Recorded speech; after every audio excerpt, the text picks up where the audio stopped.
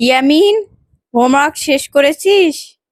হ্যাঁ মা, পুরো সাইজ দিয়ে শেষ করলাম। ইয়ামিন, সারাদিন শুধু খেলাধুলা, মানুষ হবি কবে? মা, আমি মানুষ না, আমি update ফার্স্টজন।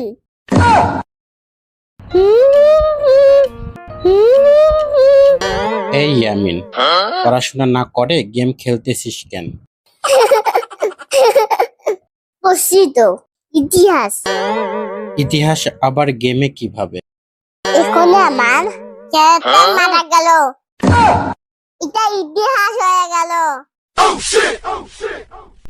Hey Yamin, that must be.